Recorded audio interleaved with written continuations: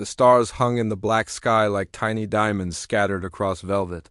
Captain Jake Morrison watched them through the wide window of Sentinel Prime, the space station that had been his home for 3 years.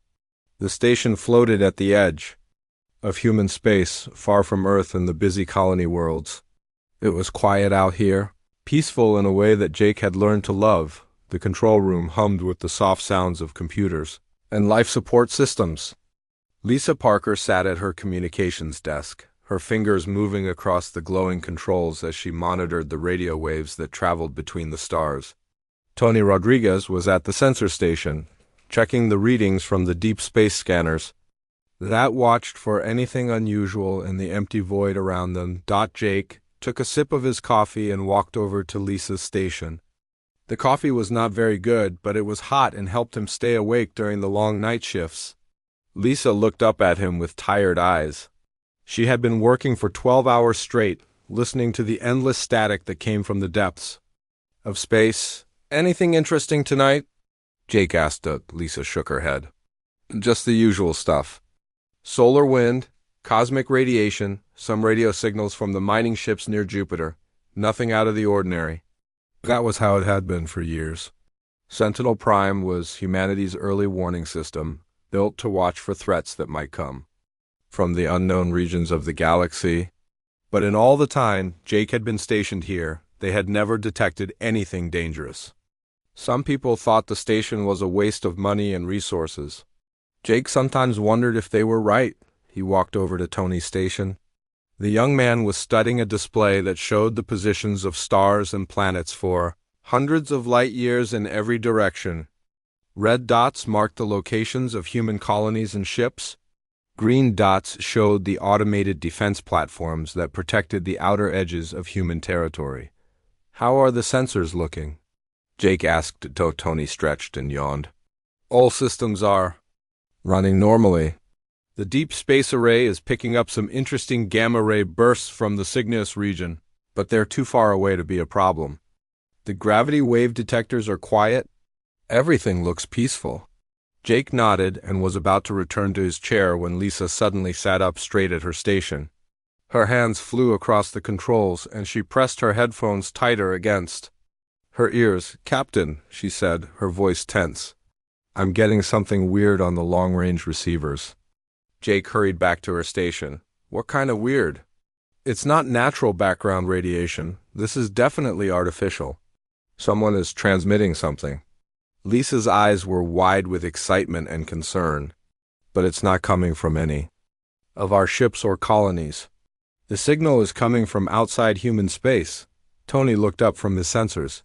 "Are you sure? Could it be a malfunction?" "I'm running diagnostics now," Lisa said, her fingers dancing across the controls. "But the signal is too strong and too organized to be random noise. This is definitely a transmission from an intelligent source." Jake felt his heart begin to beat faster. In all of human history, no one had ever detected a signal from alien intelligence. There had been theories and speculation, but no proof that other thinking beings existed in the galaxy. If Lisa was right, they were about to make the most important discovery in human history. "Can you decode it?" Jake asked. Lisa frowned at her screens.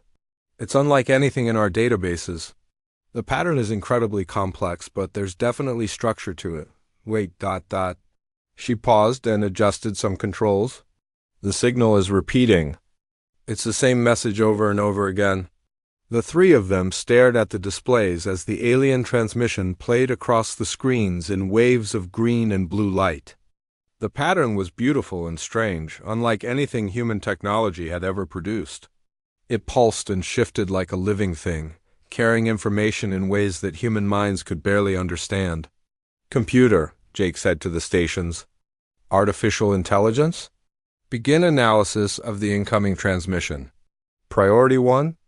The station's main computer began to work on the signal, using every mathematical tool and code-breaking program in its memory banks. Hours passed as the three humans watched the analysis unfold.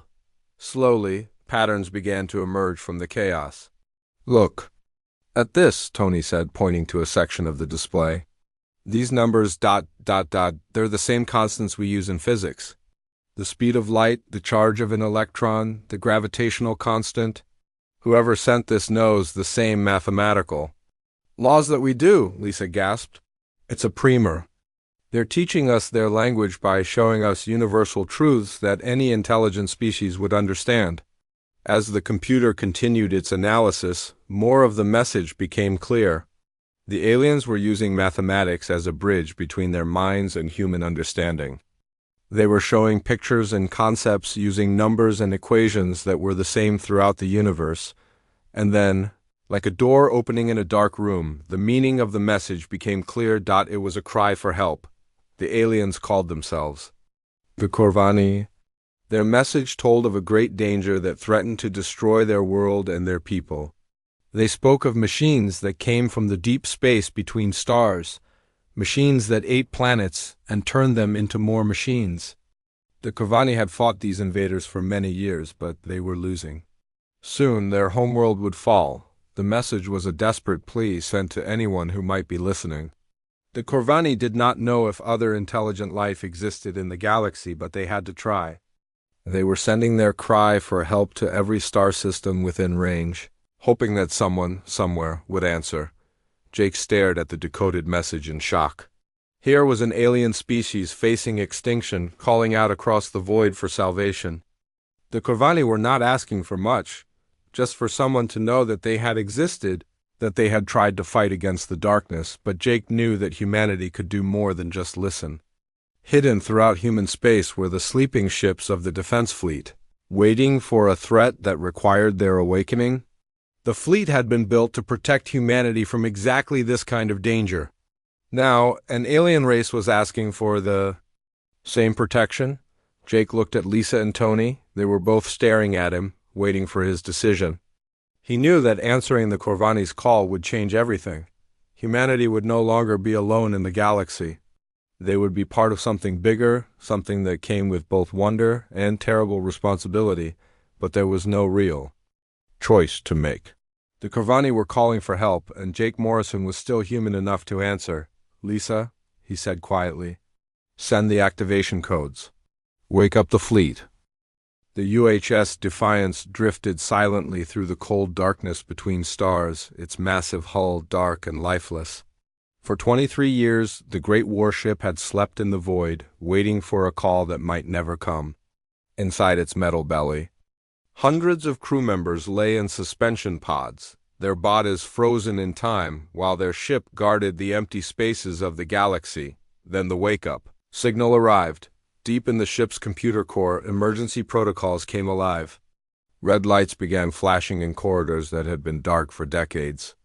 Life support systems hummed to life, filling the ship with warm air and the soft glow of artificial daylight. One by one, the suspension pods began to open with gentle hissing sounds. Admiral Kate Sullivan opened her eyes and took her first breath in over 2 decades. The air tasted stale and metallic, but it was the sweetest thing she had ever experienced. She sat up slowly in her pod, feeling the weakness in her muscles that always came after long sleep. Around her, other pods were opening as her crew began to wake up. "Status report," she said, her voice rough from years of silence. "The ship's computer responded immediately. Admiral Sullivan, you have been in suspension for 23 years, 4 months, and 16 days. The fleet has been activated by Emergency Protocol 7. A distress signal has been detected from an unknown alien species." Kate's mind snapped to full alertness. Protocol 7 meant that humanity faced a threat so serious that the sleeping fleet was needed. In all the years since the fleet had been created, the protocol had never been used. She climbed out of her pod and reached for her uniform, hanging exactly where she had left it decades before. Around her, the bridge crew was waking up.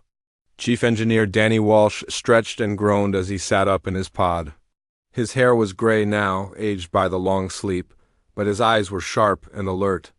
Tactical Officer Nina Brooks moved with the quick precision that had made her the best. "Weapons officer in the fleet, even after years of suspension?" "Danny, I need a full system check," Kate ordered as she pulled on her boots. "Nina, bring all weapon systems online. I want a complete tactical analysis of our current position." The crew moved with practiced efficiency, their training taking over despite the long sleep. Within minutes, the bridge was fully operational. Screens showed the positions of ships and stars, tactical displays revealed the status of weapons and shields, and communication systems reached out to contact other vessels in the fleet. "Admiral," Nanya reported, "all weapon systems are online and ready. Shields are at full power. The ship is ready for combat." "Good," Kate said, settling into her command chair. "Danny, how long until we can move?" "Engines are warming up now," Danny replied, his hands flying over the engineering controls. "We can begin acceleration in 10 minutes. "But Admiral, where are we going?" Kate pulled up the intelligence report that had triggered the fleet activation. The information was shocking. An alien species called the Corvani was under attack by machines that consumed entire star systems. The enemy was unlike anything humanity had ever imagined, and they were winning. "We're going to help," Kate said simply. Across the galaxy, similar scenes were playing out on dozens of other ships. The human defense fleet had been built as humanity's insurance against extinction. Each ship was equipped with the most advanced weapons and technology that human science could create. The crews were all volunteers who had accepted the possibility of sleeping for decades. Between missions, Captain Ryan Carter woke up aboard the Chess Vengeance, his ship's weapons already charging for battle. He was a young man when he had entered. Suspension, barely 30 years old. Now he was technically in his 50s, though his body had aged only a few months during the long sleep. He read the mission briefing with growing concern. "These harvesters," he said to his tactical officer, "they're not just raiders. They're trying to wipe out all organic life in the galaxy." "Yes, sir," the officer replied. "According to the intelligence, they've already destroyed 2 star systems near the Corvani homeworld. They're building more ships from the materials they harvest." Ryan studied the tactical data. The harvesters had superior numbers and technology, but they seemed to follow predictable patterns. They used overwhelming force rather than clever tactics. That might be something humanity could use against them on the flagship Defiance Admiral. Sullivan was receiving reports from ship captains across the fleet. The UHS Warrior, commanded by Captain Ellen Price, was already accelerating toward the battle zone. The UHS Guardian, under Captain Ben Hughes, was loading its fighter squadrons with the latest weapons. Ship after ship reported ready for action. "Admiral," her communications officer reported, "we're receiving a transmission from Sentinel Prime. Captain, Morrison is sending updated intelligence on the alien situation." Kate listened to the report with growing amazement. The Corvani were not just asking for help, they were offering something in return. Their message contained hints of advanced technology that could benefit humanity for generations. But more importantly, they were fighting for the same thing that humans valued most, the right to exist as free beings. "How long until we reach the Corvani system?" Kate asked. "At maximum acceleration, 3 weeks, Nina replied. "But Admiral, we don't know if we'll be in time. The intelligence suggests the Corvani homeworld will fall within days." Kate stood up and walked to the main view screen, where stars streaked past as the ship accelerated. She had spent her career preparing for this moment, but she had never imagined it would involve defending an alien species. The weight of responsibility was enormous. If the fleet failed, 2 civilizations might die. "Send a message to all ships," she ordered. "Tell them we're not just fighting for the Corvani. We're fighting for the principle that thinking beings have the right to exist. The harvesters want to turn the galaxy into a lifeless machine. We're going to stop them." The fleet moved through space like a school of metal fish, their engines burning bright against the darkness. Each ship carried the hopes and dreams of humanity, along with the weapons needed to defend them. The crews were nervous but determined. They had awakened to find themselves in a larger universe than they had imagined. But they were ready to defend it. As the ships accelerated toward the distant battle, Admiral Sullivan thought about the message from the Corvani. It was a cry for help that had awakened humanity's sleeping fleet, but it was also something more. It was an invitation to join a larger community of thinking beings, to take humanity's place in the galaxy as protectors of life itself. The fleet raced toward its destiny, carrying with it the hopes of two species and the promise of a future where the stars would never be silent again. The human fleet dropped out of hyperspace at the edge of the Corvani system, and what they saw took their breath away. The battle was already raging across the star system like a deadly dance of light and fire. Massive ships the size of cities moved slowly through space, their dark hulls bristling with weapons that could crack planets in half. These were the Harvesters, and they were winning. Against them fought the Corvani ships, sleek and silver like living things made of light. They darted between the giant enemy vessels like small birds attacking hawks, their weapons flashing in brilliant bursts of energy. But for every Harvester ship they damaged, two more seemed to take its place. The alien defenders were brave, but they were being slowly destroyed. Admiral Kate Sullivan stood on the bridge of the USS Defiance, watching the battle through the main view screen. Around her, the crew worked quietly at their stations, preparing for humanity's first contact with alien life. The moment felt heavy with history, as if the entire future of the galaxy hung in the balance. "My God," whispered Nina Brooks, the tactical officer. "Look at the size of those things." The Harvester ships were unlike anything in human design. They were built for one purpose: to consume and destroy. Their hulls were covered with mining equipment and weapon systems, ready to tear apart anything they encountered. They moved with the cold precision of machines, following patterns that seemed to have no room for creativity or change. "Communications," Kate ordered. "Try to contact the Corvani fleet. Let them know we're here to help." Lieutenant Commander Amy Foster sat at the communications station, her hands moving across controls she had never used before. Making contact with an alien species was something humans had dreamed about for centuries, but no one had ever figured out how to actually do it. The Corvani language was completely different from any human tongue. "I'm using the mathematical patterns from their original distress signal," Amy reported, "trying to establish a basic communication protocol." Minutes passed as the human fleet held its position at the edge of the battle. The Corvani ships continued their desperate fight, unaware that help had arrived. Finally, Amy's face lit up with excitement. "Admiral, I'm getting a response. The translation is rough, but I think they're asking who we are and why we're here." Kate took a deep breath. These were the first words ever spoken between humans and aliens. She wanted them to be right.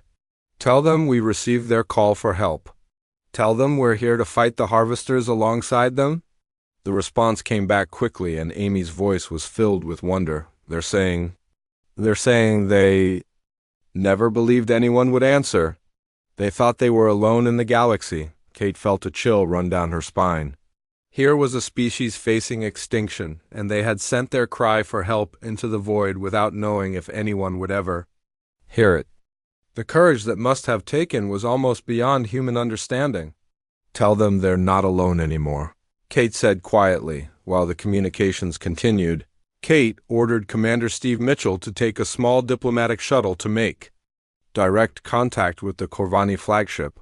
It was dangerous, but someone had to meet these aliens face to face. If they were going to fight together, Steve's shuttle approached the Corvani flagship carefully, dodging between the energy beams that lit up the space around them. The alien ship was beautiful, its hull seeming to shift and flow like liquid metal.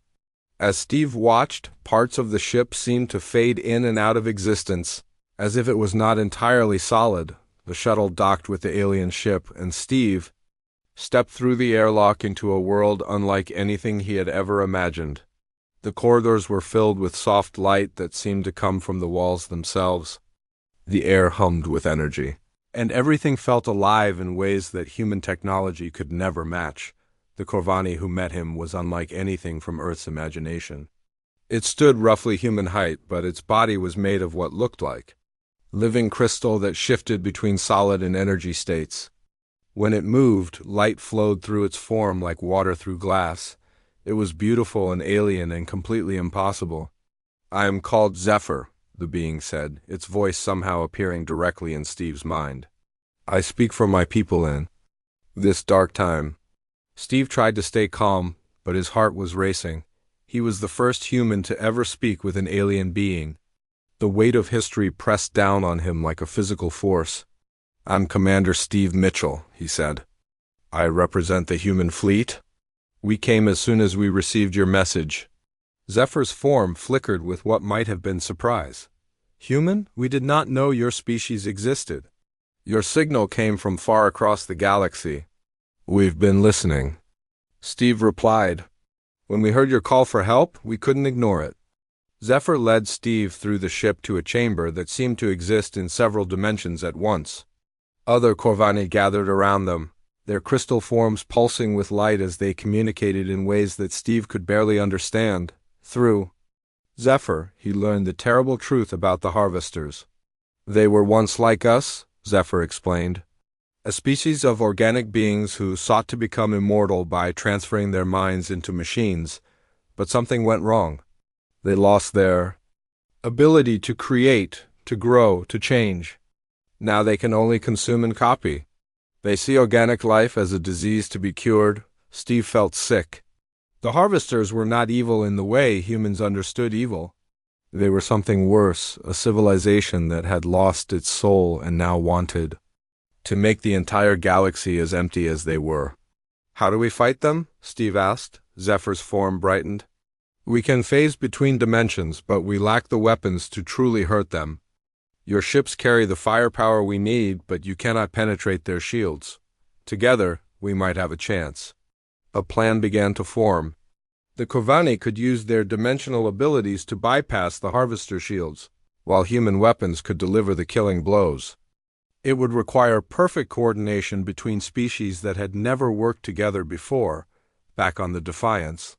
Admiral Sullivan listened to Steve's report with growing excitement. The battle plan was risky, but it played to both species' strengths. The Corvani would provide the precision, while humanity brought the firepower and tactical flexibility. "All ships," she broadcast to the human fleet, "prepare for joint operations with our new allies. We're about to make history." The combined fleet moved toward the battle, carrying the hopes of two species and the promise of a future where the stars would never fall silent to the cold hunger of machines. The battle began at dawn across the Corvani system. Admiral Kate Sullivan gave the order, and the combined human and Corvani fleet moved forward like a tide of metal and light. The Harvesters had been expecting another desperate attack from the dying alien defenders. They were not ready for what hit them. Captain Helen Davis led the first wave of human destroyers in a wide arc around the enemy fleet. Her ships moved fast and low, using the gravity of nearby asteroids to hide their approach. At the same time, Corvani vessels phased in and out of normal space, appearing like ghosts inside the Harvester defensive lines. "Remember," Helen spoke into her communicator, "we hit them hard and fast. No heroics, just good shooting." The first Harvester ship to die was a massive construction vessel, its hull bristling with mining equipment and defensive weapons. A group of Corvani fighters phased through its shields like they were made of smoke, placing antimatter charges directly against the ship's core. When Helen's destroyers opened fire, the charges exploded at the exact same moment as the human. Missiles hit. The Harvester ship came apart in a ball of fire that lit up the entire system. The mechanical ships tried to respond, but their programming had no answer for an enemy that could appear and disappear at will. Their weapons fired at empty space while human missiles struck targets that the Corvani had left defenseless.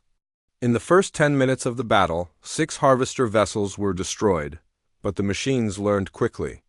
They always did. The surviving Harvester ships began to change their tactics, forming tight defensive circles and firing in all directions at once. Their weapons could track targets through multiple dimensions, and soon the Corvani ships were taking heavy damage. The USS Relentless, commanded by Captain Greg Thompson, moved in to cover a group of wounded Corvani fighters.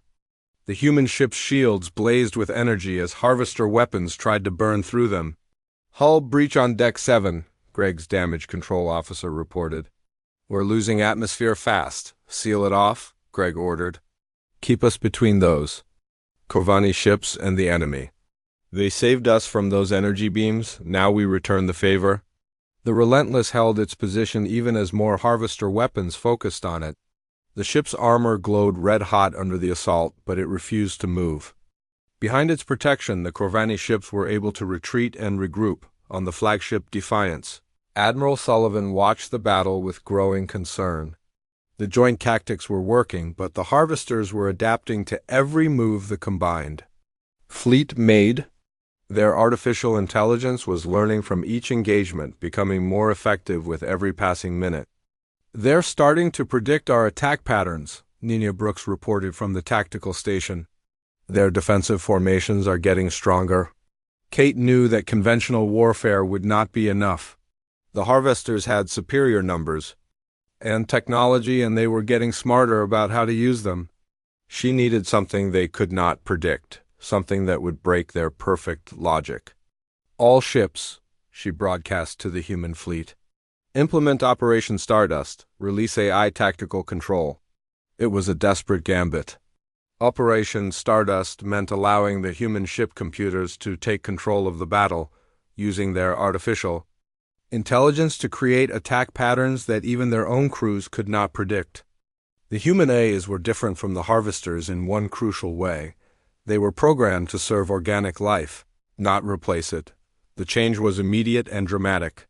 Human ships began to move in patterns that seemed to make no sense. The warrior suddenly accelerated straight at a harvester battleship, then turned at the last second to attack a completely different target. The UHS Guardian launched all its fighters in one direction, then recalled them to attack from the opposite side. The harvesters tried to respond, but their logic circuits could not handle the chaos. They were built to fight predictable enemies, not opponents who changed their minds every few seconds. Their perfect formations began to break down as they struggled to counter threats that existed outside their programming. Commander Lavra White found herself in the middle of the strangest battle of her life. Her ship, the UHS Lightning, was being controlled by its own computer, and she was just along for the ride. The AI was making decisions faster than any human could think, dodging enemy fire and striking at targets that Lavra had not even noticed. "This is insane," her weapons officer muttered as the ship spun through a series of impossible maneuvers. "How does the computer know what it's doing?" "It doesn't," Lavra replied, gripping her command chair as the ship suddenly dove toward a harvester cruiser. "That's exactly the point." The battle reached its peak when the harvester command ship, a massive construct called the Prime Directive, began to pull back from the fight. It was a machine the size of a small moon, bristling with weapons and armor that could withstand the explosion of a star. If it escaped, it would return with new programming to counter everything the Allies had learned. "All ships pursue the Prime Directive," Admiral Sullivan ordered. "We cannot let it get away." The chase led into the heart of the Corvani system, where the intense radiation from the star created a maze of energy fields and gravitational anomalies. It was a place where no sane pilot would choose to fight, but the Prime Directive was desperate to escape. Captain Ryan Carter pushed his ship, Zeus's vengeance, to its limits as he pursued the fleeing command ship. Around him, human and Corvani vessels worked together in the deadly environment, their crews pushed beyond all normal limits by the need to end the threat once and for all. The Prime Directive was powerful, but it was also predictable. It followed the logical course of action in every situation, trying to minimize risk and maximize survival. The human and Corvani ships, guided by intuition and desperate courage, did the opposite. They took risks that no computer would ever calculate, making choices that defied logic but served a higher purpose. The end came suddenly. The Prime Directive, damaged by the intense radiation and confused by the chaotic attack patterns, made a critical error. It turned toward what its sensors said was the safest route to escape, but that route led directly into the path of a solar flare. The massive explosion that followed could be seen from the edge of the system. When the light faded, the Prime Directive was gone, and with it went the coordination that held the harvester fleet together. The remaining mechanical ships began to shut down or flee, their shared intelligence broken. The battle was over. Organic life had won. The silence after the battle was strange and beautiful. For the first time in generations, the Corvani system was at peace. The massive harvester ships that had threatened to destroy everything floated dead in space, their lights dark and their weapons silent. Admiral Kate Sullivan stood on the bridge of the UHS Defiance, watching as rescue ships moved between the wreckage to help the wounded and salvage. What could be saved? The victory had come at a cost. 3 human ships had been lost in the fighting, and many more were badly damaged. The Corvani had lost even more, their beautiful crystal ships shattered by weapons designed to break planets. But they had won, and that was what mattered. The galaxy was safe from the harvester threat, at least for now. "Admiral," her communications officer reported, "we're receiving a transmission from the Corvani homeworld. They want to invite you and the other captains to a ceremony on the surface." Kate nodded. It was time to meet their new allies properly and decide what came next. The battle was over, but the real work was just beginning. 2 days later, Kate found herself standing in a crystal palace that seemed to be grown rather than built. The walls were transparent and filled with light that moved like living things. Around her, Corvani leaders gathered in forms that shifted between solid matter and pure energy. It was the most beautiful place she had ever seen. Zephyr approached her, his crystal form pulsing with warm light. Through the translation system that Amy Foster had built, his thoughts became words that Kate could understand. "We owe you a debt that can never be repaid," Zephyr said. "Your people came to help strangers, risking everything for beings you had never met. This is a gift beyond our understanding." Kate shook her head. "We did what anyone should do when someone calls for help. That's just who we are." But even as she said the words, Kate knew they were not entirely true. Humanity could have ignored the alien distress signal. They could have decided that it was not their problem. Instead, they had chosen to risk everything to save a species they had never met. It said something important about what humans were capable of becoming. The ceremony was followed by days of meetings between human and Corvani leaders. The aliens offered to share their technology with humanity, including the secrets of dimensional travel and energy manipulation. In return, the humans provided military protection and tactical knowledge.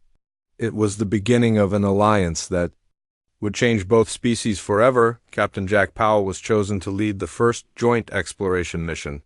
His ship, the Discovery, had been modified with Corvani technology that allowed it to phase between dimensions.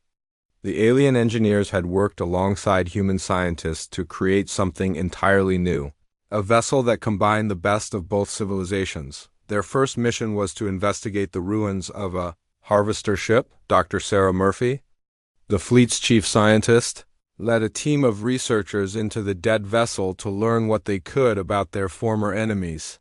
What they found changed everything. "The harvesters were not built by some other species," Sarah reported to Admiral Sullivan.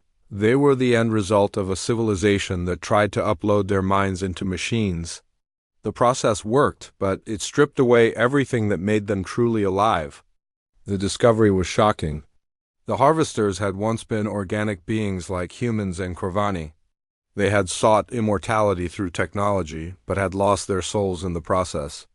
They were not evil monsters, but the tragic remains of a species that had made a terrible mistake.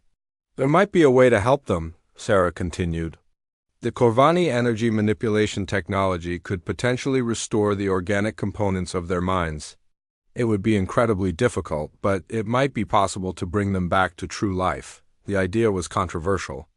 Many humans and Corvani wanted to simply destroy the remaining harvesters rather than risk trying to save them.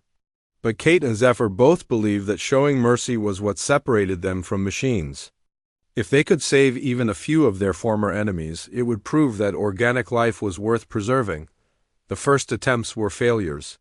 The harvester minds were too damaged, too far removed from their original organic state. But Sarah and her team kept trying, guided by the Corvani understanding of energy and consciousness. Slowly, they began to make progress. The breakthrough came 6 months after the battle.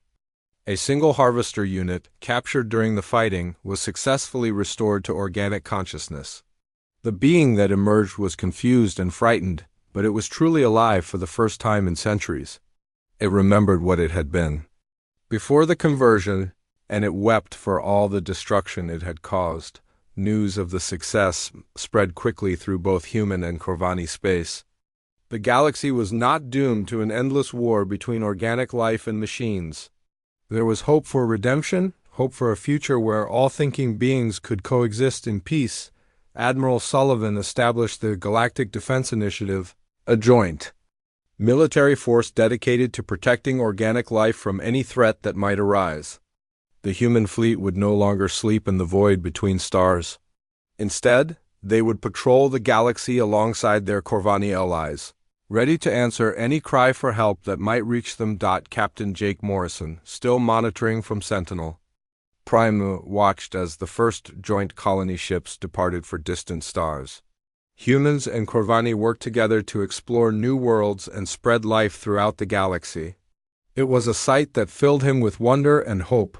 The transformation was not complete. There were still harvester fleets in distant parts of the galaxy and other threats that had not yet been discovered. But the alliance between humans and Corvani had created something new in the galaxy, a force dedicated to protecting and preserving all forms of organic life. 3 years after the battle, a new distress signal reached human space. This time it came from a species called the Milani, whose homeworld was threatened by a cosmic phenomenon that their science could not understand. Without hesitation, the combined fleet changed course to answer the call. Captain Morrison smiled as he watched the ships disappear into hyperspace.